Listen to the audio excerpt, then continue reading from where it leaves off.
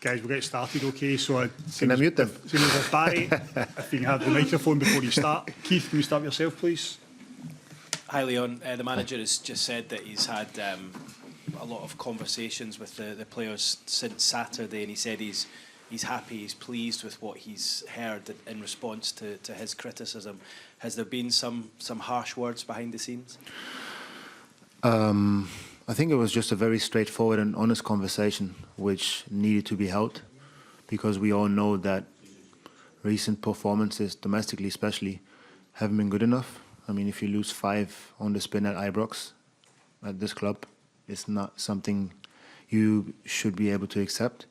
So, yeah, it was very open, no filter, but with a very positive outcome in the end. Do you, as a player, do you feel that conversation needed to take place for you to move forward? Probably, if you see what has come off of it, I'm sure you understand. I cannot give you any nitty-gritty there, but if you see how the conversation went and how honest and straightforward it was, and what we started to talk about, there were definitely some things that needed to be said, that needed to be heard, and like I said, it led to a positive outcome as a group. For you, watching on Saturday, obviously you didn't play. How difficult was that? Not just to watch the performance, but I suppose to see the stands emptying as well after about an hour. I mean, it's a tough one. It's not my right to tell people how to support us. I think they've been outstanding. They are outstanding the majority of the time. If you look at our season, you can probably show some empathy. Would I like to see something different and for most of them to stay until the final whistle? Yes. Can I understand their frustration and their disappointment? Definitely. So it's hard for me to really. I wouldn't judge on it, but obviously it's tough because they can give you so much, and at the same time, I think everybody also understands what it means to the fans in that moment when they decide to take that option. So it's on us to turn things around. Stevie? Leon, I spoke to the manager about the performance on Saturday, and one of the things that I highlighted with him and asked him if he agreed was the players being brave on the ball, on and off the ball, just making herself available, taking the ball, etc. Not, I don't want to say hiding, but sometimes when things aren't going well, you take the easy pass or you do the easy thing instead of trying to break lines, instead of trying to do that. How do you, as a group, become brave and trust yourself and get that? Do you know what I'm trying to ask? How do you discover that when you look at the performance on Sunday? There was a lot of that in the game. So how do you fix that ahead of tomorrow night? How do we fix to be braver? Is that what you're asking? How do we become brave on the ball and, like you said, do not hide? I think we need to live through those difficult moments, but also remember that we do have the quality to do it, because I think we've shown it more than enough this season, despite the ups and downs. And it's just about repetition, and it's about upping your own standard, holding yourself accountable first and foremost. Remember that, or know that you can do better. One or another might need a bit of a ruffle.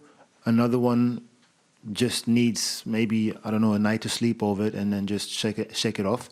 But it's about going out there and do it again, and that's the beauty of playing at a club like Rangers, that you have the next game always a few days later. And I think it's a very good game tomorrow to show that you can do a lot better in a good test. Ronnie? Leon, there's been a lot of hurdles this season. It seems as if it's one step forward, 2 steps back a lot of the time with this team. You mentioned the honest conversations. Why should fans believe that these honest conversations will fix it when there have been so much irregularities throughout the season?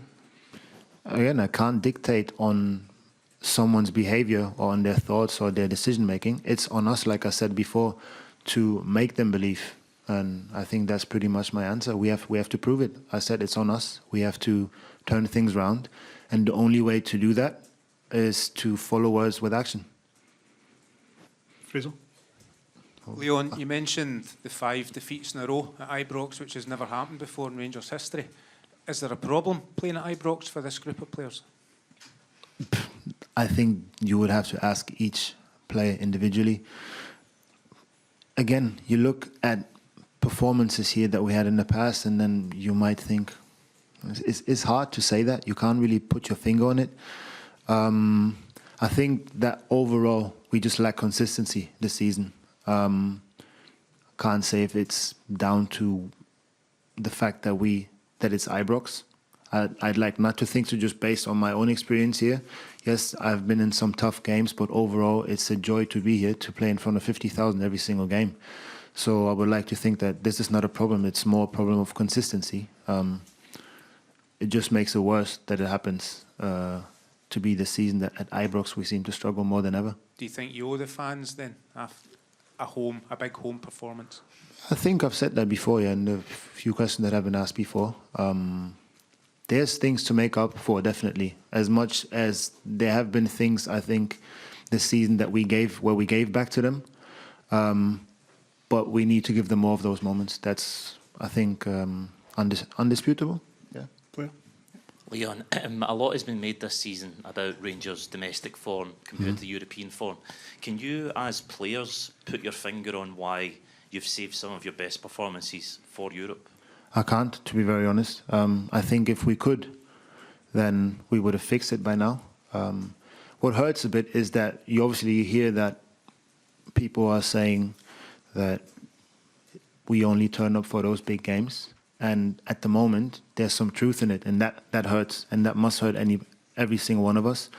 And again, it comes down to turning things around. But then again, it's probably not tomorrow's game where we can prove that, but it's the domestic games, like last weekend, where we have to show that. Leon, in forward areas, Bilbao are a side that excel in 1v1 situations. They try to put defenders in their positions. Does that change anything with regards to your game plan? And do you feel that's the strongest part of your own game? I'm really sorry. Can you just repeat the first part? Because I was trying to find you. And Bilbao are a side who in forward areas certainly excel in 1v1 situations. That's what they try to put defenders in. Does that change anything in your preparation, your game plan? And would you say that's the strongest part of your own game? I think it's a very big part of any defender's game. And it's definitely going to be a challenge tomorrow. They've got some real good quality up there. But this is what you embrace. Again, it's a very special game. It's a quarterfinal of the Europa League. So that itself makes it massive already. But personally, I don't prepare any different. I just try to have a nice afternoon to wind down a bit.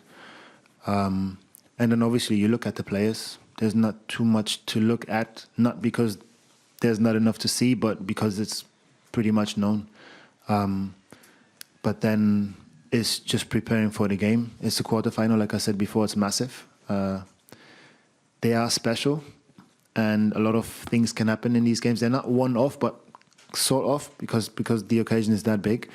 And then again, it's about bravery and backing yourself, believing in yourself, reminding yourself of what you're capable of, and then enjoy it, really. Do you want any more detail on the individual players per se? You know, would you look at an individual more detailed in their tendencies and where they'd want to come in the field? Not really, no. I mean, we've got all the tools from our club's analysts who are amazing. That's for every game, though. So you look at their clips. If there's something that stands out, they point it out. But other than that, I think as a professional footballer, you should be able to identify the strong points of the opposition. So looking at the clips should be enough normally. And then obviously tomorrow is going to be a lot about the collective as well. Leon, it's a kind of related question, but Nico Williams is obviously a player that a lot of people are talking about. You will have watched him, I guess. And are you excited about taking on a player like that and trying to cope with him? Yeah? Definitely. It's going to be a big challenge. But I think it's a big challenge for any player in the world who plays against him these days. And I think it's a privilege to be able to play against these type of players. I remember when we went all the way to Seville 3 years ago. I was desperate to play against Haaland, but he wasn't fit for the games. In hindsight, maybe it was better that he didn't play. We don't know. But I think this is the type of mindset you need to have. Yes, they are really good players, or more than really good, world class, some of them. But those are the games. Those are the type of matches that you dream of when you're a young boy. So we should just embrace it and be, joyful about it, and make sure that we have something to take joy out of it as well. Last couple, Martin, please. Leon, given what's been happening domestically, given the sort of nature of questions you're getting now and the manager got before, is it fair to say, or what is the mood in the dressing room now? Is it fair to say it's not a happy place? It definitely wasn't a happy place after Sunday, but we were all pretty clear on the fact that now we are in a quarter-final. It is separate from what's happening domestically. That's a fact. And we have to focus on that. And there's a lot to look forward to. There's a massive opportunity for the players, for the club. So, to me, the last 2 days were pretty positive. I mean, everybody's aware of the domestical side of it, but we can focus on that after tomorrow night again.